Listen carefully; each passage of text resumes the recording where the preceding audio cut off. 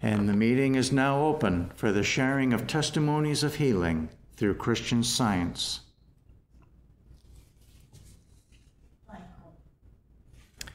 Michael from California, go ahead.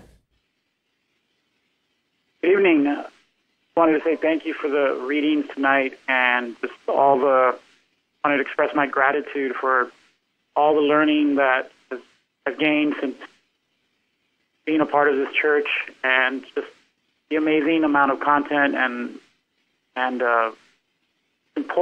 really important articles that we have access to through this church. A little while ago, we had this article by Herbert Eustace called "Let Us Then Be Up and Doing," and it has really made an impression on me because it talks about basically, it puts the emphasis on the person, on the Christian Scientist, to be the voice of God, to do the work, and just like tonight's theme. And it really just says you can't just sit around and wait for God to someday just sort of move you along. You have to do the moving yourself. And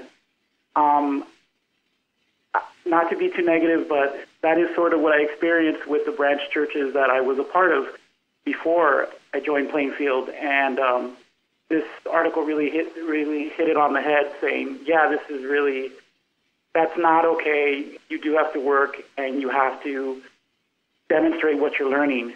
And so I really like the directness of it, and that's really what Plainfield kind of represents to me. It's very direct and practical, no-nonsense approach to Christian Science. And I just wanted to say thank you. Thank you for the reading. Good night. Thank you.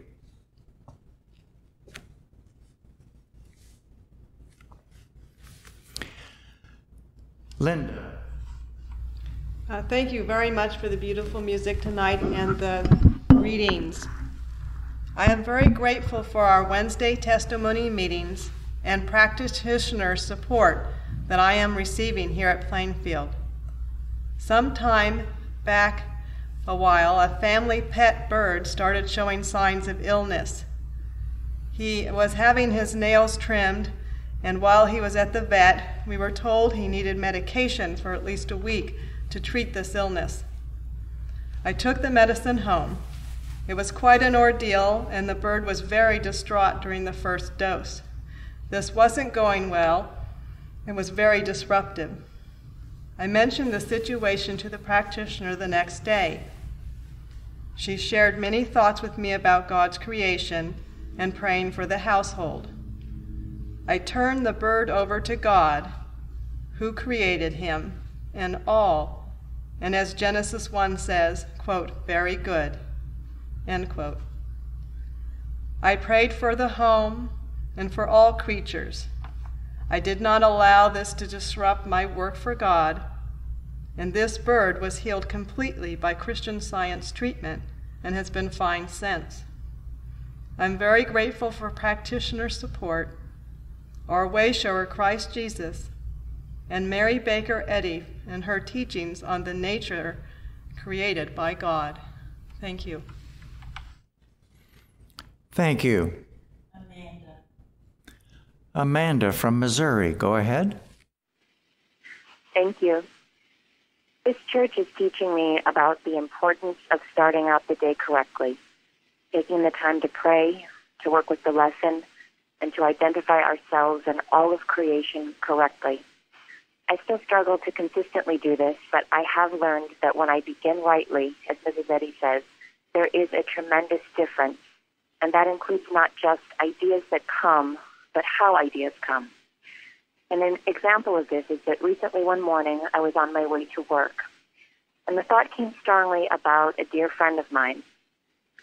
But it wasn't that the thought of him came, but rather how it came that stood out to me. I didn't just think of him in his physical form as this nice big guy that everyone likes, but rather he came to thought in the form of his many wonderful qualities. So he came to thought as the recognition of his kindness, of his humor, of his gentle nature, his honesty, his principled nature, his love of God. And so these are the thoughts that came, and I identified them as my friend. And in that moment, I felt I should message him right then.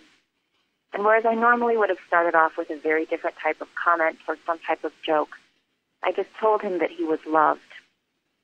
And when he replied later that day, he thanked me and said that he felt that God had used me to send him that message then, to let him know how much God loved him.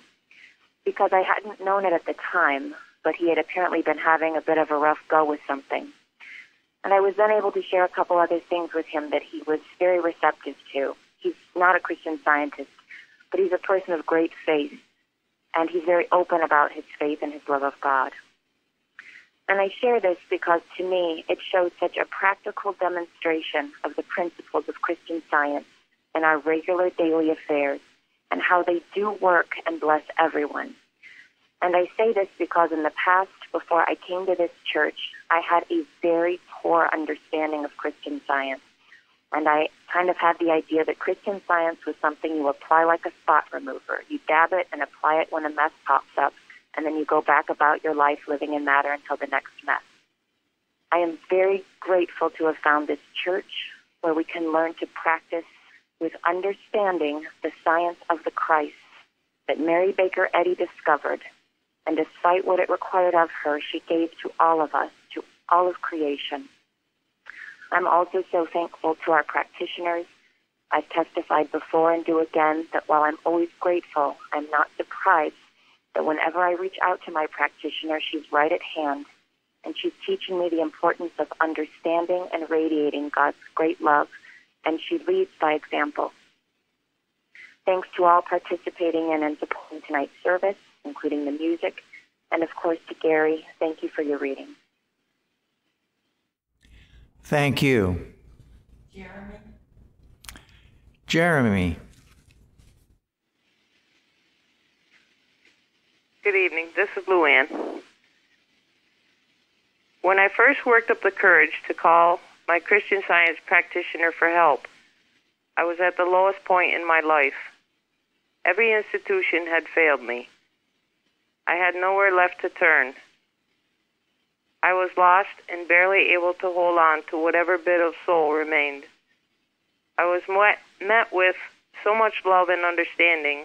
All I could do was hold on with both hands, and very quickly found that I could not deny the changes that were taking place. Because of past experiences, I began to feel fearful that it would all somehow be taken away and I would be right back where I started from. But it was not taken away. Not once has it failed to strengthen my relationship with God. Not once has it failed to inspire, heal, teach, and bring peace into my life.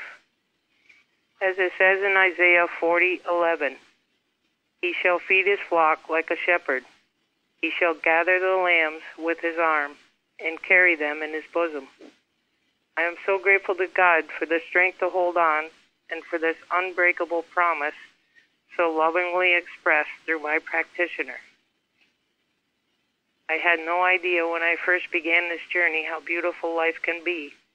I am so deeply grateful to God for this church and all I have been given. Thank you. Thank you.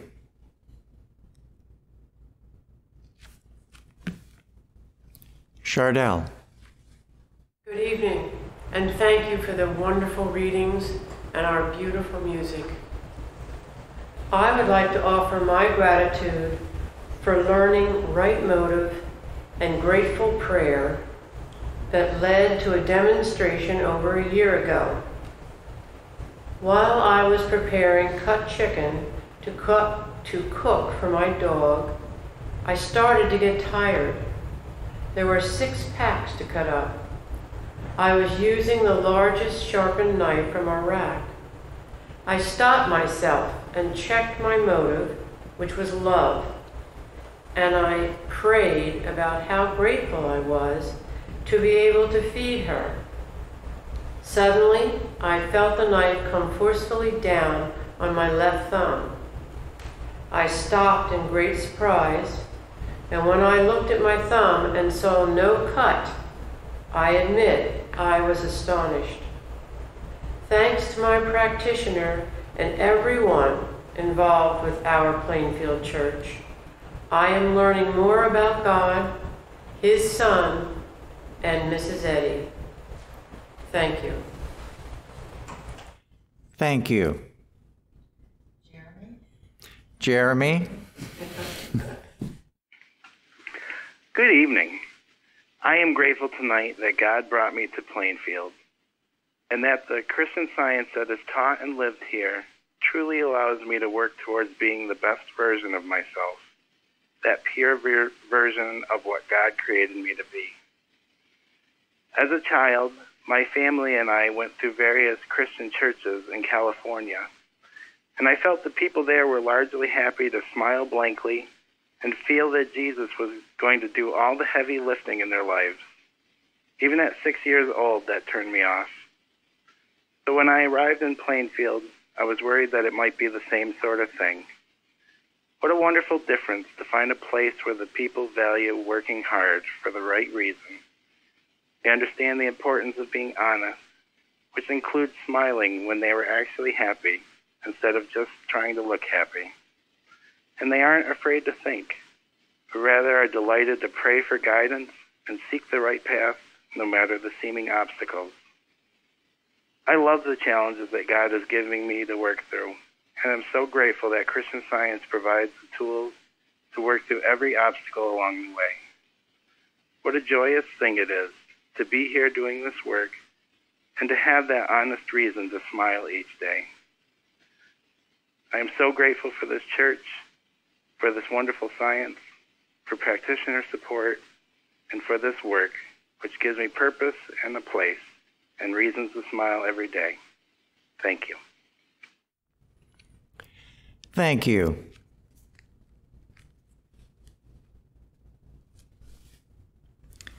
This is Bruce.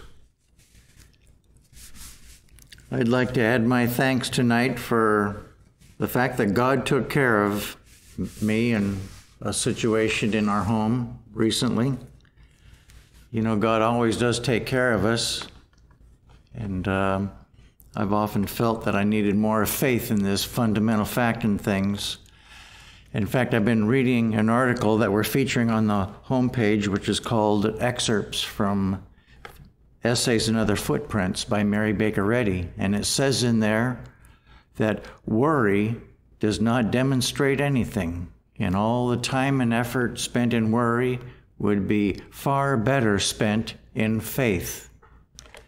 And another interesting thing that happened recently, I drove by a Christian church in the neighborhood here, and on their sign they had the message, "Faith begins where worry ends." So that's the message. Recently, I was up at a vacation house with some friends and family, and there was actually 17 of us all together in this house, so you can imagine the demand for the showers and the toilets were quite a bit. But there was so much love there that nobody wanted to, everybody was looking out for everybody else, and it was quite a wonderful experience. But one evening, one of the showers broke and stopped working. The same evening, I discovered that one of the toilets broke, and it wasn't working either. And you might think this might be a cause for worry, but I just remember what I had just studied about faith and how important that is. So I looked the situation over and figured out what parts I needed. And first thing in the morning, I went out to a plumbing supply store, and the first person at the store says, "We don't carry those parts." Well, we used to. I don't know if we have any left. You might want to check the lady at the front desk. So I went to the lady at the front desk and described exactly what I needed. She looked on her computer. "Well, I think we do have one left." So she went in the back room, pulled it out, and sure enough, it was there. So I was thanking God for that, because I just felt that God was saving it for us, quite frankly. I brought the parts back, installed them, and everything was working again. And the other thing is, thinking back on this, I was just thanking God it happened when we were there. It was like God was saying, you know, you got something here to be fixed, and now here's your opportunity to do it, instead of at a time when we weren't there, which would have been not so good. So God was taking care of us. I'm so thankful for learning here in this church to have more faith and no worry, and that God is indeed taking care of us. Benjamin.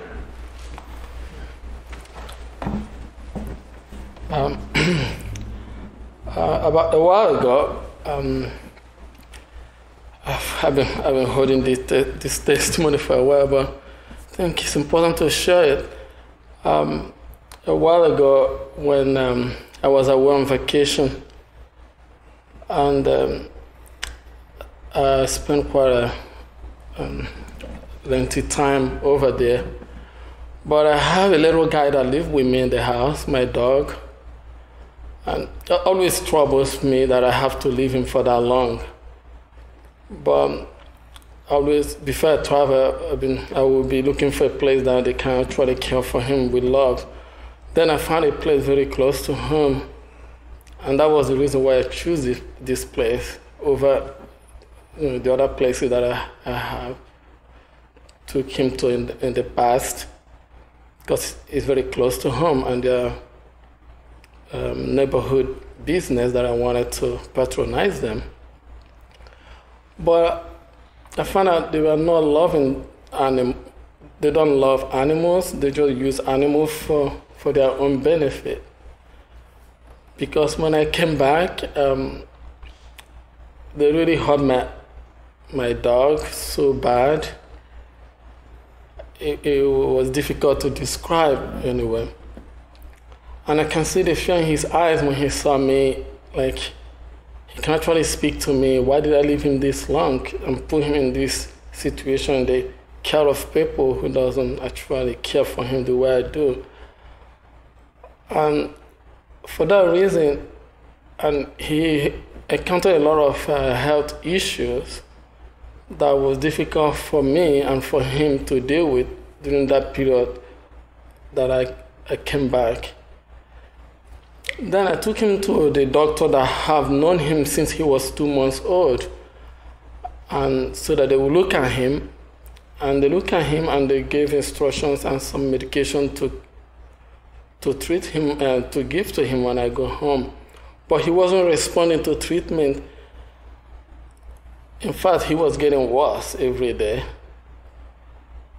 And my hatred started to boil every time that I look at my dog. I wasn't forgiving these people.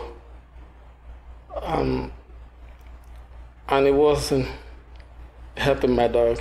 So the lesson here was, I refuse to forgive them.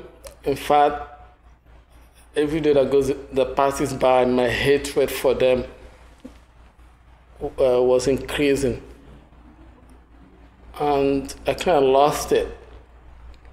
But one day, the thought came to me that I wasn't actually helping myself or my little guy by continuing to hate. And after at that moment when this message came, and I got on my knees and I prayed and I asked God to forgive me for being so hateful and have wasted so much time that I could have used to love. No matter how much somebody have hurt you or hurt your loved one,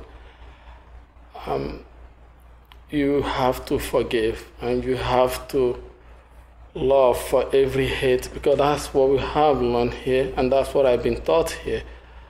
And I try to talk to myself about it, how much and how important it is to love for every hate, until I continue to repeat this to myself and start thinking through about this. Whenever the thought of this hurtful treatment that they gave to my dog came to me, I will try to replace it with the thought of love, knowing that these people are children of God, and no child of God can harm another child of God. No another idea of God can harm another idea of God. And I keep telling myself this. And it was soon after this thought of hatred have cleared my thought that my little friend started to respond. In fact, I remember the next day when I came home, immediately I opened the door, he was a different thing. He looked at me in the face. I felt like I was looking at the face of an angel. His two eyes that he hasn't opened in more than a week was sparkling to me. I was thrilled, and I started thanking God and continued to love more for every minute that passes by, loving these people more with all my heart, knowing that they didn't mean to cause him harm. Whatever happened, that happened, and love has taken effect on me and on my dog, on everyone. And my dog was completely healed, and this pain or whatever it was never returned. And he has been the happiest friend he has always been to me and to everybody. I'm so grateful to God for what we have learned here, that God loves all his children, and none of his children can harm another child of God. No idea of God can harm another idea of God. And to know that love is greater than hate, and love can heal every situation. I'm so much happier now, and I'm so grateful to be here tonight. Thank you. Thank you. Luba from Ohio, go ahead. I'm so grateful for the revelations that have come about through Plainfield and through my practitioner. Many times we're not aware of the error in our thinking and the effect that animal magnetism has.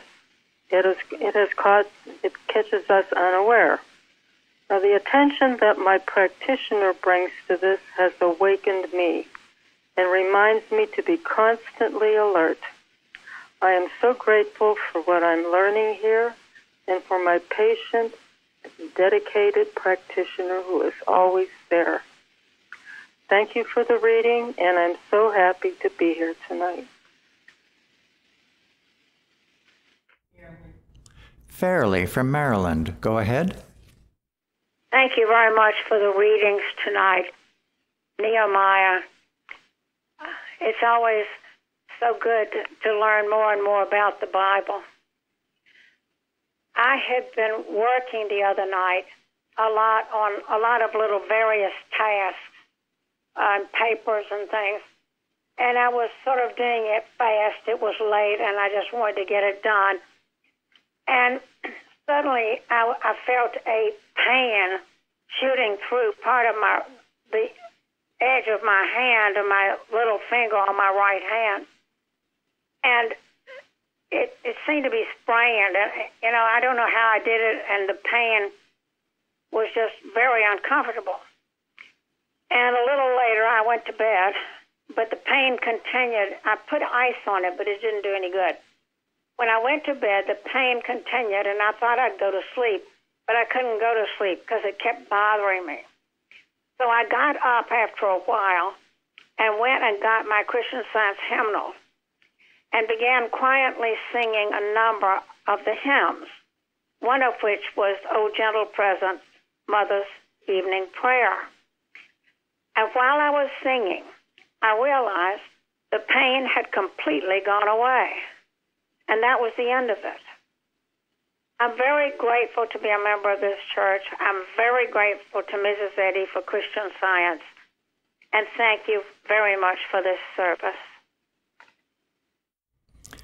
Thank you.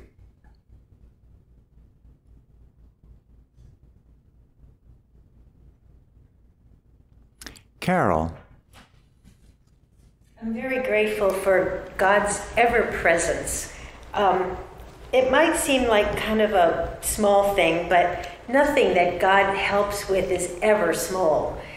I needed to find my charger the other day, and there were only 2 places that it could be, and I looked and it wasn't in either place.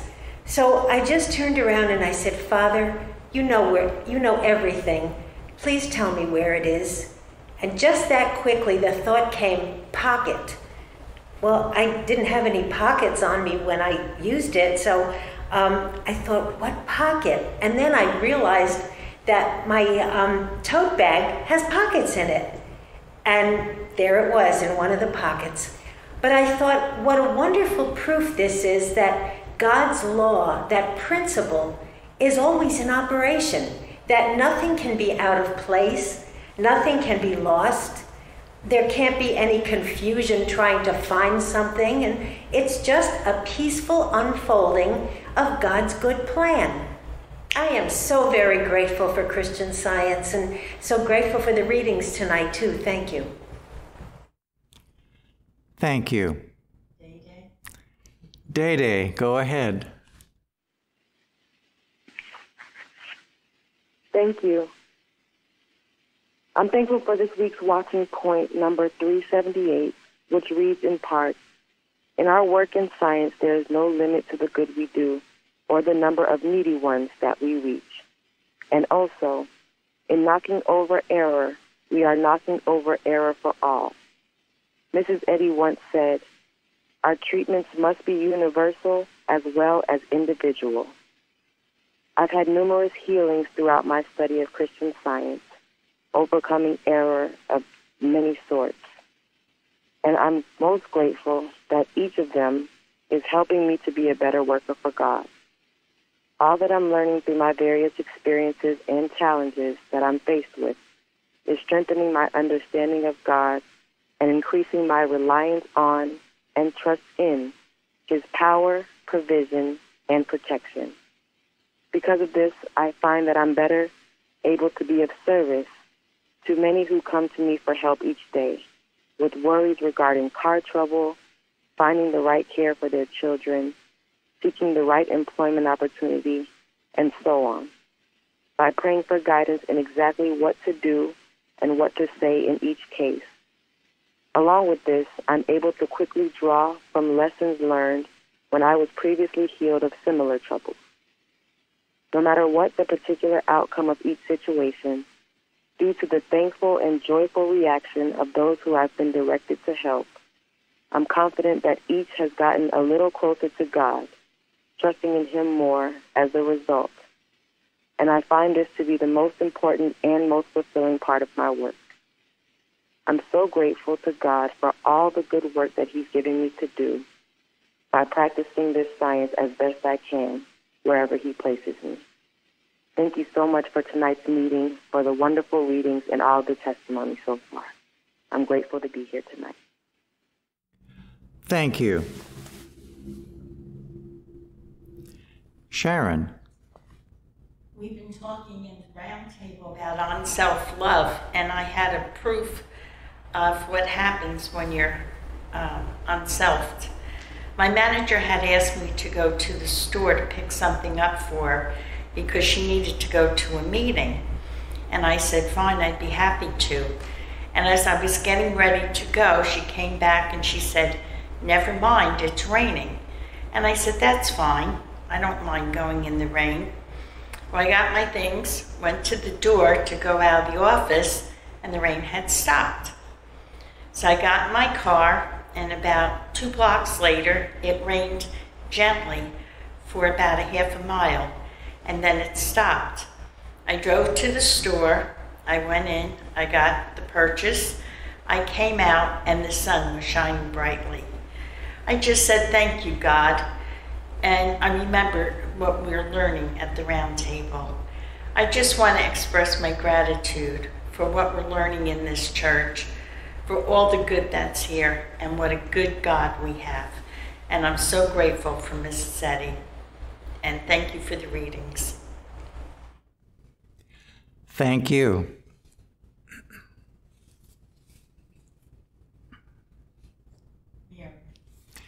Mary.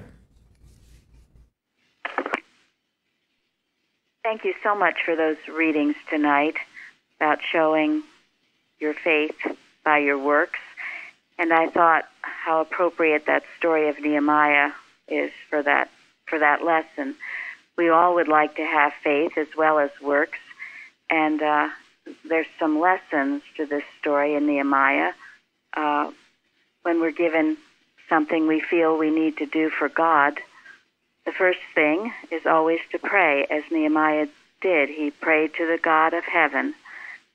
And as he started out to do the work of building the wall, which he felt very inspired to do, what was he met with right away but people laughing him to scorn?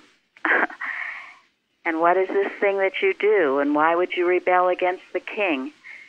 And so in our own lives, sometimes when we start a project, when we feel inspired to do, we might have those naysayers telling us, what are we doing? Why are we doing it?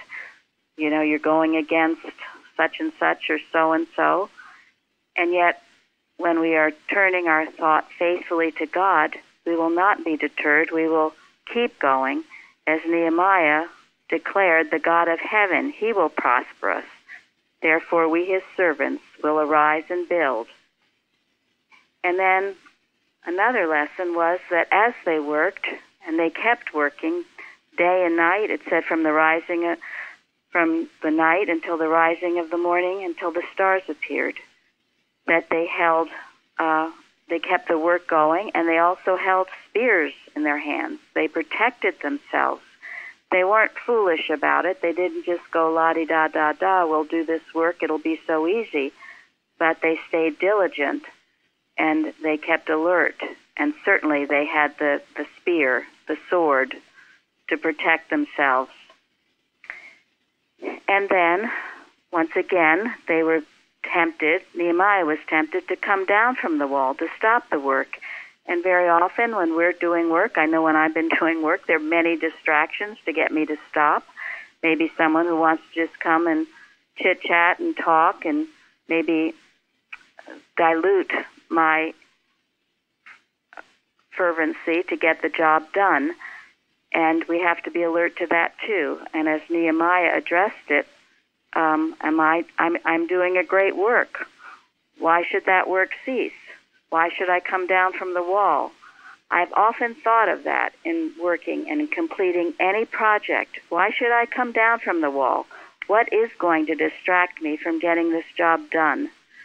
And because he was so loyal, because he had faith in God, then his works did appear. Works don't just happen. They require dedication to God and working in this manner.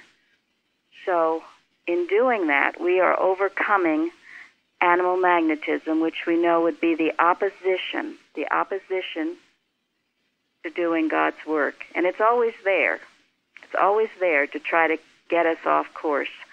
But when we remain faithful, we will have the works. It's a tremendous lesson, and I'm so grateful for it. I'm so grateful to be learning it in this church, and we learn it day by day as we do this work with much love and consecration. I'm grateful to be here with you all tonight, to hear the beautiful, beautiful music tonight, and the wonderful testimonies and readings. Thank you all. Thank you.